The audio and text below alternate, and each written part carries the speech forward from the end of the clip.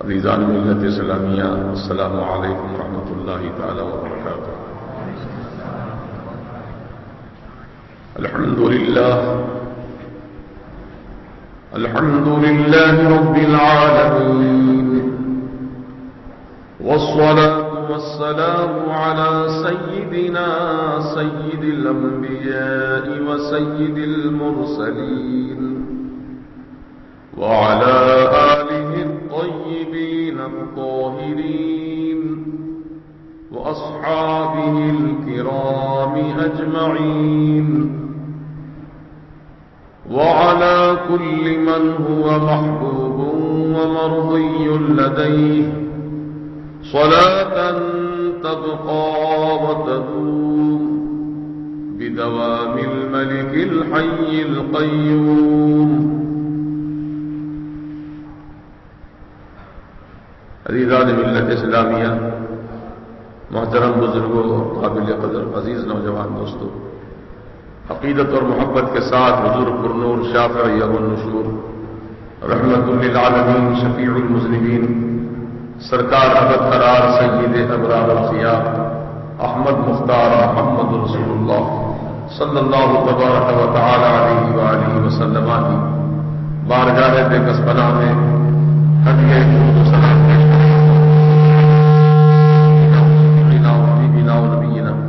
ومولانا محمد كما تحب وترضى بأن تصلي عليه صلاة وسلام عليك سيدي يا حبيبي يا رسول الله صلی اللہ تعالی علیہ وسلم۔ عزیزان ملت اسلامیہ، محترم بزرگوں اور قابل قدر عزیز نوجوان دوستوں، اللہ تبارک و تعالی کا فرمان ذیشان ہے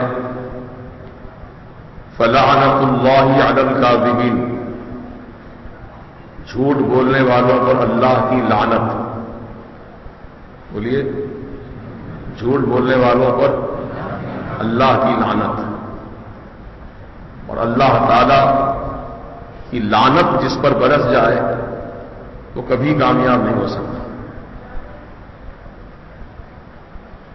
رحمت خدا جسے نصیب ہو جائے وہ کامیاب ہے، اور جو لعنت میں گرفتار ہو جائے وہ ناکام بھی ہے، نامراد بھی ہے، اور اس پر ایسی پھٹکار ہے کہ وہ کہیں کا نہیں رہے گا۔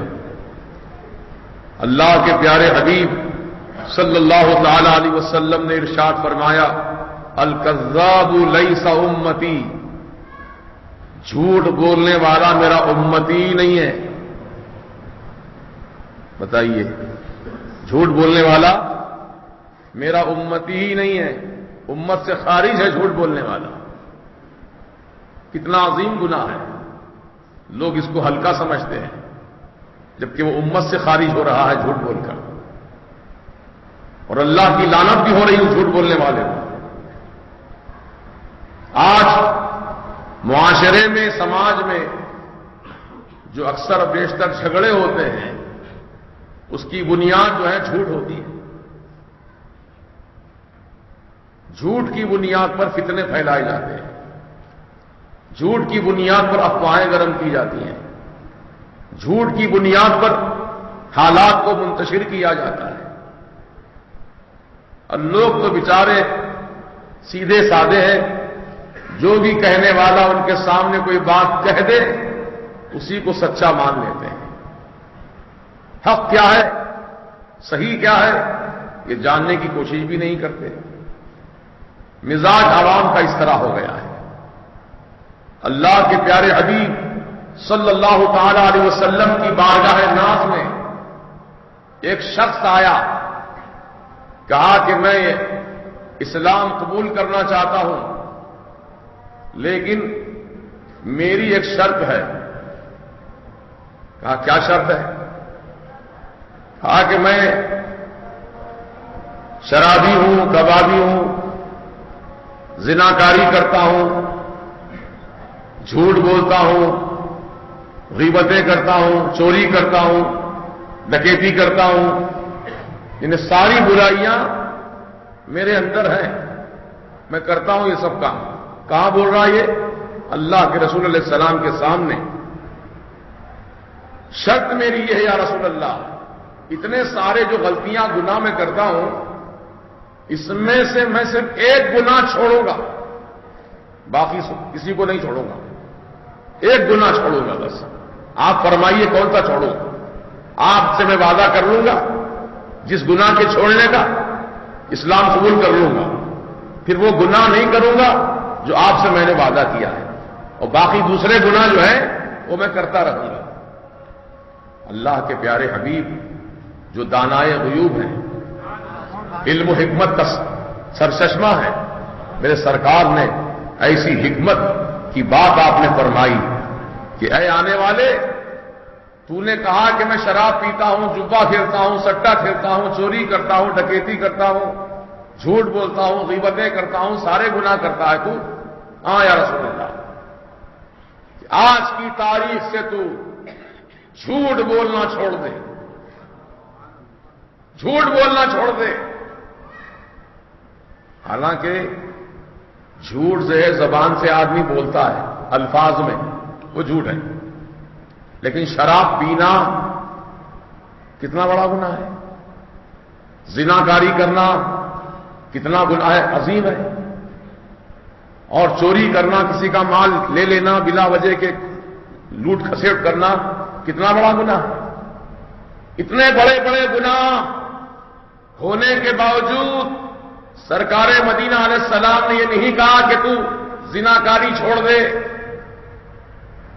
آقا نے یہ نہیں فرمایا کہ تو چوری کرنا چھوڑ دے، بلکہ آقا نے فرمایا جھوٹ بولنا چھوڑ دے۔ اس نے وعدہ کیا کہ میں ابھی اسی وقت میں آپ کے سامنے اعلان کرتا ہوں، وعدہ کرتا ہوں کہ اب آج سے میں جھوٹ بولنا چھوڑ دوں گا، اسی وقت سے میں جھوٹ بولنا چھوڑ دوں گا۔ آقا نے وعدہ لیا، کلمہ پڑھایا، وہ رخصت ہو گیا۔ جب اس کی عادتوں کے مطابق رات میں شراب پینے کا موقع آیا، قدم بڑھے شراب خانے کی طرف، دل میں خیال آیا آج میں شراب پیوں گا، کیونکہ میں نے چھوڑنے کا تو وعدہ نہیں کیا، پیوں گا، جھوٹ بولنے کا وعدہ نہیں، جھوٹ نہیں بولنے کا وعدہ کیا ہے، شراب پیوں گا۔ لیکن کل کے دن سرکار مدینہ علیہ السلام سب صحابہ کے سامنے پوچھیں گے مجھ سے کیا تو نے رات میں شراب پی تھی، تو مجھ کو تو سچ بولنا پڑے گا، کیونکہ جھوٹ نہیں بولنے کا میں نے وعدہ کر لیا ہے، سچ بولنا پڑے گا، لہذا سب کے سامنے میں شرمندہ ہو جاؤں گا، نہیں، شراب بھی نہیں پیوں گا میں۔ تھوڑی دیر نہیں گزری، زناکاری کا خیال آیا دل میں، قدم بڑھے زناکاری کے اڈے کی طرف، پھر دل میں یہی خیال آیا کہ اللہ کے رسول کی بارگاہ میں جب صبح حاضر ہوں گا اور میرے آقا مجھ سے پوچھیں گے کیا تو نے رات میں زناکاری کی تھی، تو مجھ کو تو سچ سچ بتانا پڑے گا کہ ہاں میں نے زناکاری کی تھی، لوگ مجھ کو زانی کہیں گے، سب کی نظروں سے میں گر جاؤں گا۔ اللہ اکبر، زنا کا بھی ارادہ ترک کر دیا۔ پھر چوری کا ارادہ آیا، پھر وہی خیال آیا کہ سرکار اگر مجھ سے پوچھ لیں کہ تو نے چوری کی تھی تو مجھ کو سچ سچ بولنا پڑے گا کہ ہاں میں نے چوری کی تھی، لوگ مجھ کو چور کہہ کے پکاریں گے۔ برداشت نہ ہوا، ایک ہی رات میں اللہ کی قسم اس کے سارے گناہ جو تھے سب چھوٹ گئے۔ آقا نے اس سے ایک ایسا گناہ چھڑوایا، اس ایک گناہ کی وجہ سے سارے گناہ چھوڑنے پر مجبور ہو گئے۔ یہ میرے آقا کی حکمت ہے۔ حالانکہ جھوٹ کو معمولی سمجھتے ہیں لوگ، جھوٹ بات معمولی بات ہے، نہیں، جھوٹ ام الخبائث ہے، تمام برائیوں کی جڑ ہے جھوٹ بولنا۔ تو مسلمانوں، جھوٹ سے ہمیشہ پرہیز کرو۔ جھوٹ کب بول سکتے ہیں؟ جبکہ میدان جنگ ہو، جنگ کا میدان ہے، دشمن کو دھوکہ دینے کے لیے جھوٹ بول سکتے ہیں۔ میدان جنگ میں دشمن کو، جو کافر ہے، مشرک ہے، اس کو دھوکہ دینے کے لیے جھوٹ بول سکتے ہیں، وہاں جائز ہے بولنا۔ جیسے کہ سیدنا علی اکبر رضی اللہ تبارک و تعالی عنہ، جو امام حسین کے بڑے شہزادے ہیں، میدان کربلا میں سامنے یزیدی آیا جس کا نام ارزق تھا، ارزق بہت بڑا بہادر تھا، پہلوان، گھوڑے پر بیٹھ کر آیا تو نیزہ ہاتھ میں پکڑا ہوا تھا اور نیزے کو اس طرح ہلا رہا تھا اور نشانہ پورا علی اکبر کی طرف تھا۔ علی اکبر جان گئے کہ دور سے نیزہ پھینکے گا، طاقتور ہے یہ، نیزہ میرے سینے میں لگے گا اور میں مقابلہ کیے بغیر ہی ختم ہو جاؤں گا۔ نہیں، آپ نے کہا ارزق، جب نام لے کے پکارا اس کا، سہم گیا، کہا تو، میں سنا تھا کہ تو بڑا بہادر آدمی ہے، شہسوار ہے، جنگ باز ہے، لیکن افسوس جس گھوڑے پر تو بیٹھ کر آیا ہے، گھوڑے کی زین کا تسمہ بھی تو نے نہیں کسا، حالانکہ تسمہ کسا ہوا تھا، تسمہ بندھا ہوا تھا، لیکن آپ نے کیا فرمایا؟ افسوس کہ جس گھوڑے کی زین پہ تو بیٹھ کے آیا ہے، تو نے بیلٹ ہی نہیں باندھا، اس کا چمڑا کسا ہی نہیں، تو نے بغیر کسے کے آ گیا لڑنے کے لیے۔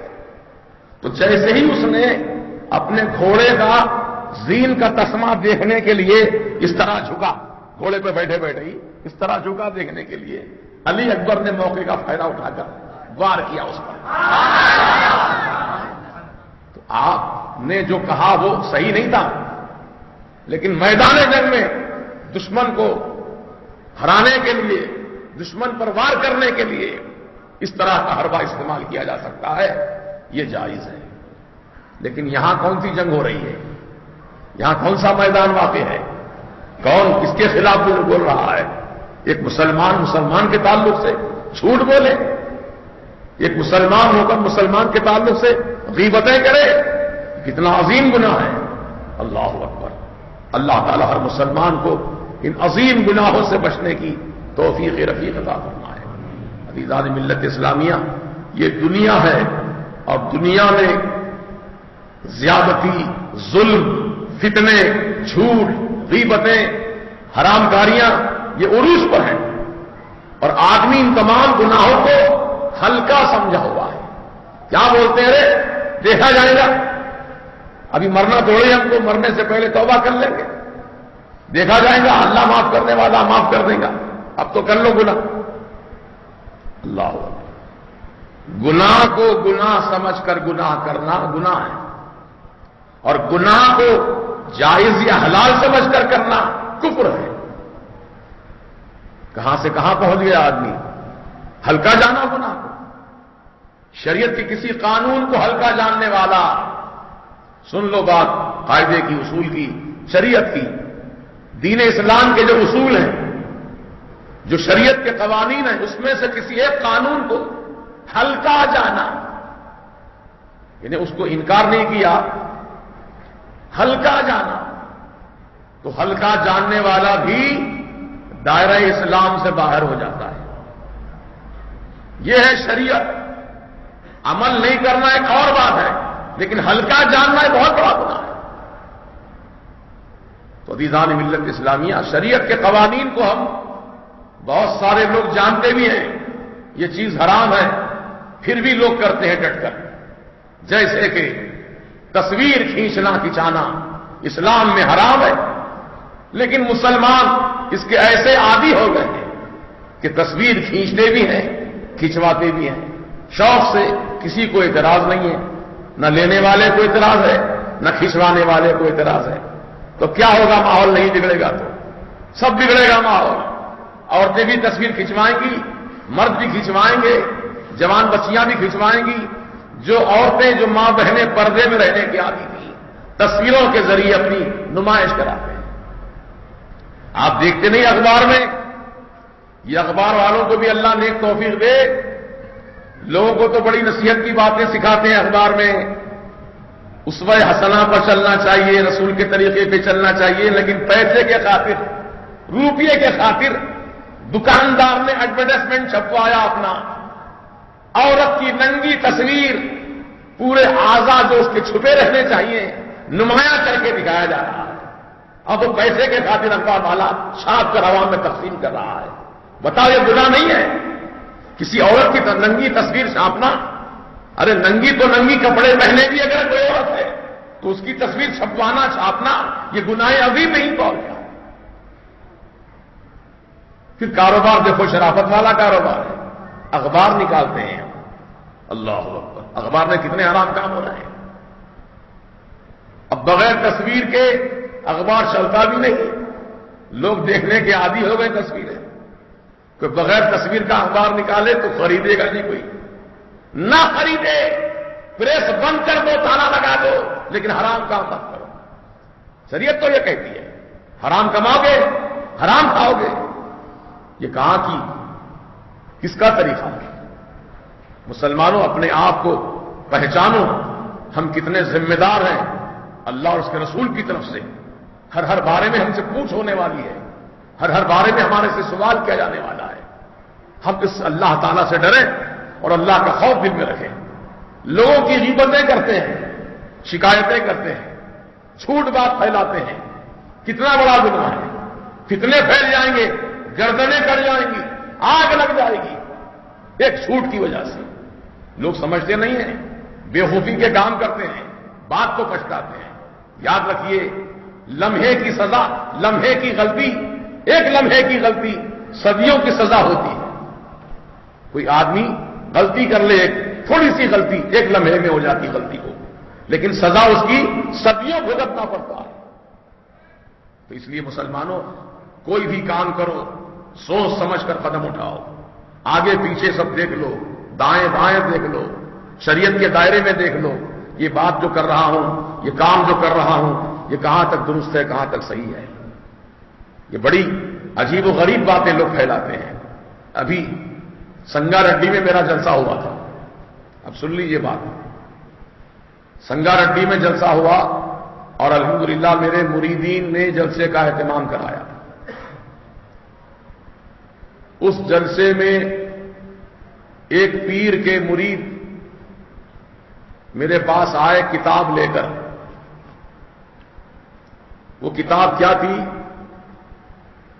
قرآنی آیتیں تصویروں کی زبانی. قرآن کی آیتیں تصویروں کی زبان میں، یعنی آیت پڑھو تصویر دیکھ کے پہچانو آیت کا مطلب کیا ہے. سمجھ رہے ہیں؟ یہ آج سے تقریباً 2-2.5 سال 3 سال پہلے بھی چھپی تھی کتاب. تو اس وقت میں نے مینار گارڈن میں ہزاروں کے مجمع کے سامنے اس کتاب کے تعلق سے بتایا تھا شریعت کا قانون. اور اس کتاب میں خنزیر کی تصویر تھی، سور کی. اوپر آیت لکھی ہوئی ہے، نیچے خنزیر کی تصویر ہے. اور جنت کی حوریں، قرآن میں حوروں کا ذکر ہے نا، جنت کی حوریں دی جائیں گی. کس کو؟ جنتیوں کو. تو حوریں بھی اس کتاب چھاپنے والے نے اپنی کتاب میں جنت کی حوریں بھی چھاپنی تھی. جا کے وہاں سے فوٹو لے کے آئے، جنت میں جا کے جنت سے حوروں کی فوٹو لے کر آئے. وہ ہے انگریز عورتیں. ان کو کمپیوٹر کے ذریعے کپڑا اڑا کر کے فوٹو لے لی گئی اور بتا دیا گیا یہ جنت کی حوریں ہیں. بتائیے. اب اسی کتاب میں، کتاب وہی ہے، اس کتاب میں سے خنزیر کی فوٹو اور وہ حوروں کی فوٹو نکال دی گئی. باقی دوسری تصویریں موجود ہیں. تو پیر صاحب کے مرید میرے پاس آئے، کہا حضرت یہ کتاب جو ہے ہمارے پیر صاحب نے لکھی تھی. بڑے بڑے علماء دیکھے، کئی علماء کرام کے پاس یہ کتاب پہنچی، کسی نے بھی اعتراض نہیں کیا سوائے آپ کے. آپ نے اعتراض کیا. اس میں اعتراض کی بات کیا ہے بتا رہے ہیں مجھ سے. میں نے کہا کہ تصویر اسلام میں جائز ہے اور قرآن کی آیتیں بھی ہیں، اسی کتاب میں تصویریں بھی چھپی ہیں. اور خنزیر کی فوٹو، جنت کی حوریں، یہ سب چھاپ دی گئی. اس پر ہمارا اعتراض ہے. تو اب جو کتاب چھپی ہے اس میں وہ چیز نہیں ہے، خنزیر بھی نہیں ہے، جنت کی حوریں بھی نہیں ہیں. تو جلسے میں جانے کا وقت ہو رہا تھا تو میں نے کہا ٹھیک ہے کتاب مقبول میاں کو دے دو، وہ دیکھیں گے، چیک کریں گے پوری کتاب، پھر کیا اس کے اندر تصحیح ہوئی ہے اور کیا نہیں ہوئی ہے، ہم دونوں کتابوں کو ٹیلی کریں گے، پھر اپنی بات بتائیں گے۔ بات اتنی ہوئی، اتنی بات ہوئی، جلسے کا وقت ہوا، ہم جلسے میں چلے گئے۔ لیکن ملک پیٹ کا رہنے والا میرا ایک مرید جس کا نام غوث رضوی ہے، مرید ہو کر کے اس نے کتنی بڑی جھوٹ بات پھیلائی، واٹس ایپ پہ میسج بھیجا سعودی کو، کیا میسج بھیجا کہ مولانا مجیب علی رضوی صاحب نے فلاں پیر صاحب کی تصویروں کی کتاب کو قبول بھی کر لیا اور تصویر بھی کھنچائی، کیونکہ ان کے پیر کے مریدوں نے شرط رکھی تھی کہ ہمارے ساتھ فوٹو کھنچانا اور یہ کتاب قبول کرنا تو ہم تقریر کرنے دیں گے ورنہ تقریر نہیں کرنے دیں گے۔ ایسا واٹس ایپ پہ میسج پھیلایا اور نیچے نوٹ لکھا کہ اس میسج کو عام سے عام کیا جائے۔ بتائیے یہ غوث رضوی نام کا کوئی شخص ہے جس کو آپ لوگ جانتے ہو تو اس کو میرے پاس پیش کریں، میرے پاس پیش کریں اس کو۔ یہ بات کس نے کہی اس سے کہ میں نے کچھ شرطیں کسی کی مانی ہیں؟ الحمدللہ مجیب علی قادری رضوی جب سے میدان خطابت میں قدم رکھا ہے شرائط کی بنیاد پہ تقریر نہیں کی ہے، کیونکہ مجھ سے شرط بنوایا ہو، یہ نہیں بولیں گے آپ، وہ نہیں بولیں گے۔ بعض جگہوں پر لوگ کہتے ہیں کہ حضرت یہاں کا ماحول ذرا ایسا ہے، ماحول ویسا ہے، آپ ان کے خلاف مت بولیے، ان کے خلاف مت بولیے۔ میں کہتا ہوں خبردار، میں مقرر ہوں، تقریر کروں گا اور جو اللہ اور اس کے رسول کا حکم ہے وہ سناؤں گا، چاہے کسی کو پسند آئے چاہے کسی کو پسند نہ آئے، مجھے اس سے کوئی سروکار نہیں۔ یہ ان کے خلاف مت بولو، ان کے خلاف مت بولو، خلاف نہیں بول رہے ہم، جو بات حق ہے وہ بتا رہے ہیں۔ اب یہ کتاب میں جو تصویریں بھی ہیں، قرآن کی آیتیں بھی ہیں، ایک موٹے سے موٹے ذہن کا آدمی بھی سوچ سکتا ہے کہ قرآن کی آیتوں کے ساتھ تصویروں کو جوڑنا، جس میں جانور کی تصویریں بھی ہیں اور دیگر تصویریں ہیں، کہ بتاؤ کیا یہ درست ہے؟ آپ کی کیا عقل کہتی ہے؟ درست ہے یہ؟ یہی بات ہم نے کہی تھی، اور یہ سنگاریڈی کے جلسے میں ایسی کوئی شرط نہیں رکھی گئی الحمدللہ۔ کئی بچے وہاں موجود تھے میرے ساتھ حیدرآباد کے، جس میں جبران بھی ہیں اور ارسلان بھی ہیں اور مقبول میاں ہے اور یہ بچہ بھی ہے نواز اور مدثر، یہ سب بچے حیدرآباد سے تقریر سننے کے لیے آئے تھے۔ تو جہاں پر میرا قیام تھا وہیں سے جلسہ گاہ جانے تک بھی، جلسہ گاہ سے واپس آنے تک یہ بچے میرے ساتھ رہے، کوئی ایسی بات نہیں ہوئی۔ کیا بیٹا ہوئی بات نہیں سی؟ ہرگز نہیں۔ کوئی شرط رکھا ہو مجھ سے کہ ہمارے ساتھ فوٹو کھنچاؤ، یہ کتاب کو قبول کرو، ہم تقریر کرنے دیں گے ورنہ نہیں تقریر کرنے دیں گے، ایسی کوئی شرط نہیں رکھی گئی میرے سامنے، نہ میں شرط کی بنیاد پر کوئی بات کیا ہوں۔ الحمدللہ یہ فقیر کا موقف کل بھی واضح تھا، آج بھی واضح ہے، صبح قیامت تک واضح رہے گا۔ ہم دوغلی بات کرنے والے نہیں ہیں، ہم منہ دیکھی بات کرنے والے نہیں ہیں۔ الحمدللہ جو بات حق کی ہوتی ہے وہ ڈنکے کی چوٹ کہتے ہیں، یہی ہمارا ترہ امتیاز ہے الحمدللہ۔ کتنے لوگ ہم سے ناراض رہتے ہیں، ہو جائیں اپنی بلا سے ناراض، ہم کو کیا کرنا ہے؟ ہم ٹھیکیدار گھوڑیوں کو جنت میں لے جانے کے، ہم ٹھیکیدار ہیں؟ کوئی اگر ہماری بات نہیں سنتا، نہیں مانتا، نہ مانے، اس کی مرضی کی بات ہے، ہم منوائیں گے نہیں، زبردستی پیغام پہنچائیں گے۔ وما علینا الا البلاغ، ہمارا کام پیغام پہنچانا ہے، قبول کرنا نہ کرنا سننے والے کی مرضی کی بات ہے۔ اب جیسے کہ ہمارے احناف کے پاس سورہ فاتحہ کی تلاوت جب مکمل ہوتی نماز میں تو آمین آہستہ کہنا ہے، اتنی آہستہ بولنا ہے کہ ہم کو خود اپنی آواز سنائی نہ دے، کیونکہ یہ آقا علیہ السلام کا فرمان ہے، حدیث شریف ہے کہ نماز میں سورہ فاتحہ کی قرأت مکمل کر کے آمین کہو، لیکن جس کی آمین فرشتوں کی آمین کی طرح ہوگی اس کی آمین اللہ کی بارگاہ میں قبول ہوگی۔ تو فرشتے بھی ہمارے ساتھ آمین کہتے ہیں، تو کیا فرشتوں کی آواز ہمارے کان میں آ رہی ہے آمین کہنے کی؟ نہیں آ رہی ہے۔ تو کتنا آہستہ وہ پڑھ رہے ہیں فرشتے، تو اتنا ہی آہستہ ہم کو بھی پڑھنا ہے۔ آمین بلند آواز سے بولنا نہیں ہے، یہ شافعی حضرات کے پاس جائز ہے۔ جو شافعی ہیں ان کے پاس آمین بالجہر یعنی بلند آواز سے کہنا جائز ہے، اور جو حنفی ہیں ان کو آہستہ کہنے کا حکم ہے۔ میں دونوں باتیں بیان کر دی آپ کے سامنے۔ اب مسئلہ یہاں بتایا گیا، ایک نماز کے بعد تو ایک صاحب جو ہے چڑھ کر نماز کے لیے آنا چھوڑ دیے۔ بھائی مسئلہ بتانا ہمارا کام ہے، سننا نہ سننا، عمل کرنا نہ کرنا وہ آپ کی مرضی کی بات ہے، لیکن ہم لوگوں کو خوش کرنے کے لیے کیا جھوٹ بات کہیں گے، غلط بات بتائیں گے؟ ہرگز نہیں۔ جو بات ہے ہم کہہ رہے ہیں ڈنکے کی چوٹ کے عند الشافعی یعنی امام شافعی رضی اللہ تعالیٰ عنہ کے پاس آمین بالجہر کہنا ان کے پاس ہے، اور امام اعظم ابو حنیفہ رحمۃ اللہ علیہ کے پاس آمین کو آہستہ کہنے کا حکم ہے۔ اگر آپ حنفی ہیں تو آہستہ کہیے، اگر آپ شافعی ہیں تو بلند آواز سے کہیے، اجازت ہے آپ کو کہنے کی۔ اس میں ناراض ہونے کی کیا بات ہے؟ بولیے نا، ناراض ہونے کی کیا بات ہے؟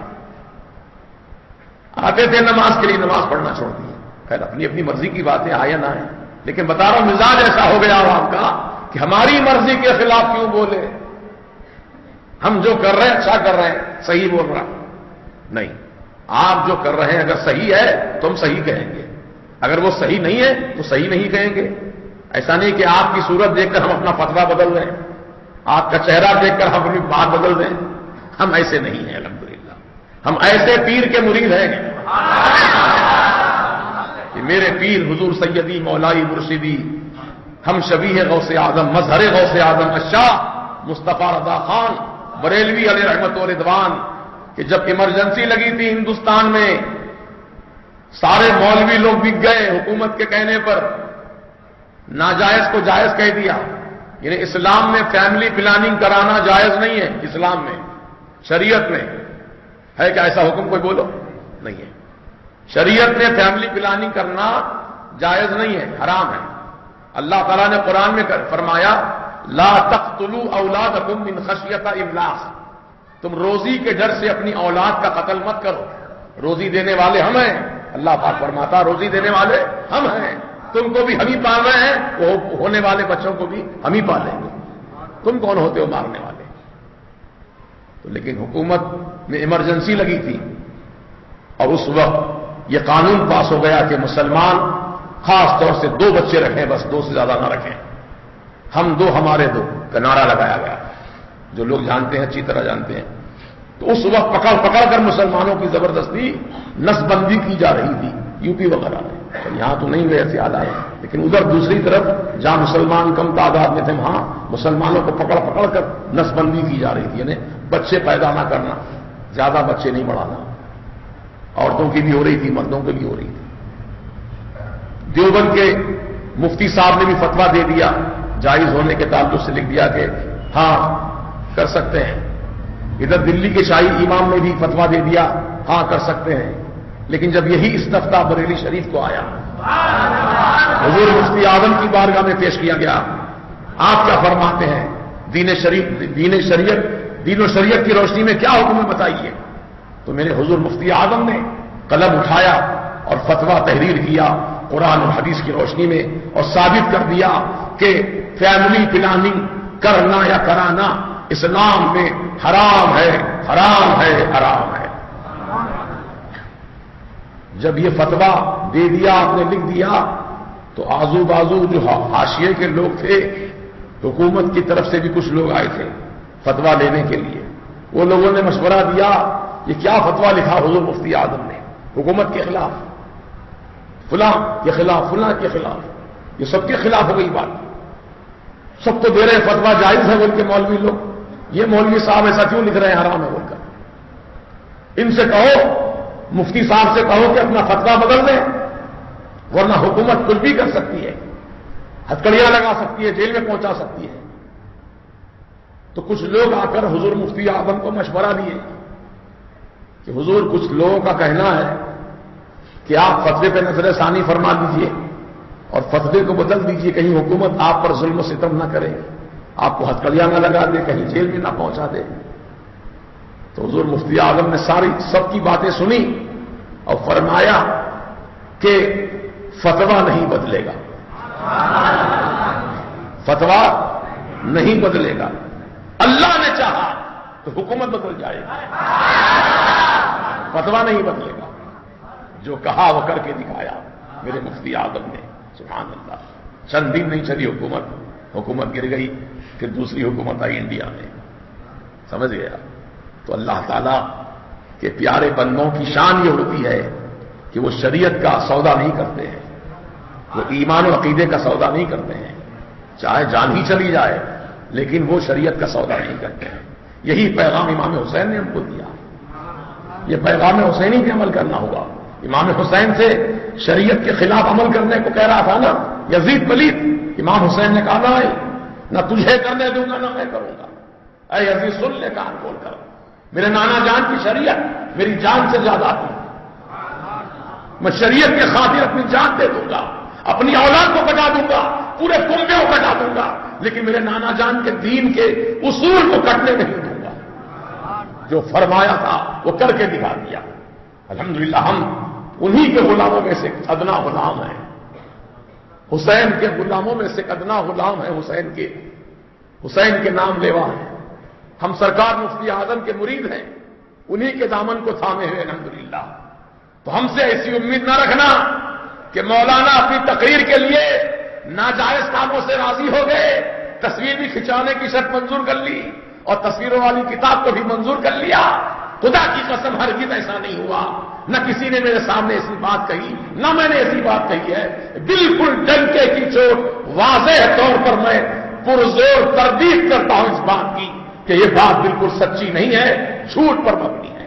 کتاب دی گئی ضرور، لیکن ہم نے کتاب قبول نہیں کیا۔ قبول کرنے کا مطلب ہم نے راضی ہو گئے کتاب سے نہیں، ابھی قبول نہیں کیا ہم نے کہا ہم تحلیل کر کے دیکھیں گے پہلی کتاب میں کیا غلطی ہے، کس کتاب میں کیا ہے، ہم تحلیل کر کے دیکھیں گے، پھر اپنا فیصلہ سنائیں گے۔ سمجھ گئے؟ تو کتاب ہم لے کر آئے ہیں، عبدالعظیم صاحب کے پاس دونوں کتابیں موجود ہیں، پرانی والی بھی ہے، نئی والی بھی ہے۔ اب چونکہ واٹس ایپ پہ رات ہی میں میسج آیا مقبول میاں کے فون پر، تو انہوں نے رات ہی میں کوشش کی اور وہ غوث رضوی کون آدمی ہے، کون بچہ ہے، اس کی تحقیقات کی تو اس نے بہانے بنائے کہ رات میں 12 بجے کے بعد ہمارے گھر والے فون نہیں کرنا بولتے ہیں مجھے، اس لیے میں فون پہ بات نہیں کر سکتا، کل صبح میں بات کروں گا۔ تو صبح جمعہ میں یہاں آنے کی دعوت دی، کہا جمعہ میں آؤ، حضرت کے سامنے آ جاؤ اور جو بات ہے کلیئر کٹ کہو، تم سے کس نے کہا کہ یہ بات ایسی ہوئی ہے؟ تو اس نے کہا فلاں پیر کے بھانجے نے بات کہی ہے۔ اب دیکھیے اس طریقے سے جھوٹ آگے بڑھتا جاتا ہے۔ بھانجے کو کس نے کہا؟ کسی چلتے پھرتے آدمی نے کہا ہوگا، اس نے بھانجے نے اس کے سامنے بیان کر دیا، اس نے میسج بھیج دیا پوری دنیا میں اور کہا کہ اس کو عام سے عام کیا جائے۔ ارے کون سا اس میں فائدے کا کام ہے جو عام سے عام کیا جائے ہوگا؟ کیا رضویوں کو اس طرح سمجھا ہے کہ ہمارا اپنا ایمان بیچ دیں گے؟ سن لے جھوٹے رضوی، سن لے کان کھول کر، تو رضوی سچا نہیں ہو سکتا، کیونکہ سچا رضوی تو وہ ہوتا ہے جو اپنے پیر کے تعلق سے بدگمانی نہ کرے اور اپنے پیر سے پہلے تحقیقات کر لیتا، پہلے مجھ سے معلومات کر لیتا، پھر میسج عام کرتا تو بات صحیح تھی، لیکن بلا تحقیق کے میسج کو عام کیا اور لوگوں سے اپیل بھی کیا کہ اس میسج کو عام سے عام کیا جائے۔ بتاؤ کتنی تکلیف ہوئی سن کر کے مجھے۔ توبہ کریں، دروازہ کھلا ہے توبہ کا بھی، اللہ سے معافی مانگیں اور جس کی شان میں گستاخی ہے اس سے بھی معافی مانگیں، تو اللہ تعالیٰ یقیناً معاف کرنے والا ہے۔ تو میں تمام مریدوں سے، میرے تمام بھائیوں سے، میری چاہے مرید ہو یا نہ ہو لیکن ہے تو مسلمان سے الحمدللہ، ہر مسلمان بھائی سے میری یہ اپیل ہے کہ کسی بات کو بھی پھیلانے کا ذریعہ نہ بنے، ہاں جب تک وہ بات سچی ہے تحقیق نہ کر لیں، تحقیق کر لیں پہلے، یہ بات سچی ہے تو آپ اس کو عام کیجئے، آپ کو اجازت ہے، اور اگر وہ بات جھوٹ پر مبنی ہے تو ایسی باتوں کو پھیلانے والے سب کے سب گناہ میں ملوث ہو جائیں گے۔ اس لیے اللہ تعالی ہم سب کو توفیق رفیق عطا فرمائے، اور اللہ کا کرم ہے کہ مرکز اہل سنت جب سے ہمارا بنا ہے اور اس کی تشہیر بھی ہو رہی ہے، لوگوں میں معلومات بھی ہو رہے ہیں، تو کچھ لوگوں کے پیٹ میں درد بھی ہو رہا ہے، سمجھ گیا، حسد جلن کا شکار ہے، کیونکہ حسد جلن زمانے سے چلا آ رہا ہے، یہ کم نہیں ہوگا، بڑھے گا ہی، لیکن ہم کو سورہ فلق کا ورد کرنا ہے۔ اعوذ باللہ من الشیطان الرجیم، قل اعوذ برب الفلق من شر ما خلق ومن شر غاسق اذا وقب ومن شر النفاثات في العقد ومن شر حاسد اذا حسد۔ یہ سورہ جو ہے سورہ فلق، اس میں خاص طور سے حاسدین کے شر سے اللہ کی پناہ لینے کا حکم دیا گیا ہے، تو ہم اس سورے کا زیادہ ورد کریں تاکہ حاسدین کے حسد کے شر سے محفوظ رہیں انشاءاللہ۔ تو یہ سورہ پڑھتے رہیے، آپ بھی پڑھیے، انشاءاللہ فقیر بھی پڑھے گا۔ تو آپ سے گزارش ہے کہ ایسی ان سنی باتوں پر، سنی ان سنی باتوں پر دھیان نہ دیجیے، بلکہ آپ تحقیقات کر لیجیے۔ میں نے آج پہلا موقع، یعنی ابھی جمعہ سے پہلے مجھے اطلاع ملی، اور میں یہاں آج ہی اسی وقت اس کی وضاحت کر دیا ہوں کہ سنگا ریڈی کے جلسے میں کوئی مجھ سے شرط نہیں منوائی گئی، نہ میں نے کسی کی شرط مانی ہے، یہ بالکل علل اعلان ڈنکے کی چوٹ آج بھی کہہ رہا ہوں، اور جب تک یہ دم میں دم باقی ہے یہی بات کہتا رہوں گا انشاءاللہ، سمجھ گیا۔ اور حلفیہ کہتا ہوں، اور مزید اپنے بیان کو طاقتور بنانے کے لیے حلفیہ کہتا ہوں، اللہ پاک کی قسم، ذوالجلال، اللہ ذوالجلال والاکرام کی قسم، کسی نے نہ مجھ سے کوئی شرط رکھی، نہ میں نے کسی کی شرط مانی، سنگا ریڈی کے جلسے میں یا کسی جلسے میں، الحمدللہ یہ حلفیہ بیان دے رہا ہوں اللہ کی قسم کھا کر۔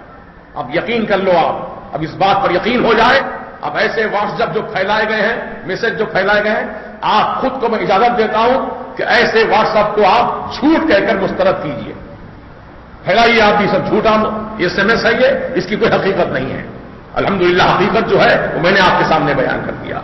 اللہ پاک ہم سب کو ہدایت پہ قائم رکھے۔ عزیزان ملت، ایک خوشی کی بات یہ ہے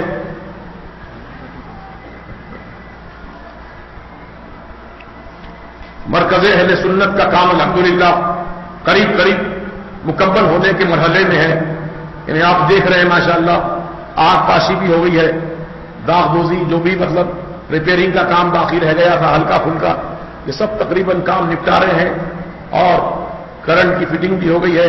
اب رہ گیا کام فرش کا، فرش کے لیے بھی آرڈر دے دیا گیا ہے، انشاءاللہ 2-4 دن کے اندر اندر فرش کا کام بھی شروع ہو جائے گا، اور اللہ تعالیٰ کا کرم ہے۔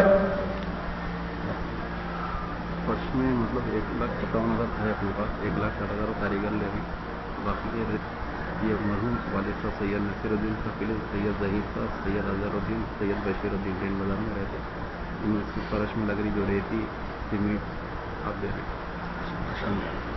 آئے ہیں۔ ہمارے علی طاہر صاحب مرحوم جو دیوان دیوڑی کے باشندہ ہیں، کپڑے کی دکان ہے ان کی، تو ان کا انتقال ہوا تو ان کے ایصال ثواب کے لیے ان کے اہل و عیال نے 1,57,000 روپے فرش کے کام کے لیے دیے تھے، وہ اس سے پہلے بھی اعلان کیا گیا تھا۔ اللہ تعالیٰ مرحوم علی طاہر صاحب کی مغفرت فرما دے، اور یقیناً جب ان کے دیے ہوئے پیسے سے فرش بنے گا، لوگ نماز پڑھیں گے، تو ثواب جاریہ اللہ تعالیٰ ان کے لیے جاری فرما دے گا۔ چونکہ 1,57,000 میں کام نہیں ہو رہا ہے فرش کا، بلکہ 2,60,000 روپے لگ رہے ہیں فرش کے کام کے لیے۔ تو جن سے بات چیت کی گئی فرش بچھانے والوں سے، تو انہوں نے کہا کہ 1,60,000 دے دیجیے نقد مجھ کو، اور ریتی سیمنٹ یہ آپ اپنی طرف سے انتظام کر لیجئے، میں 1,60,000 میں کام کر دوں گا۔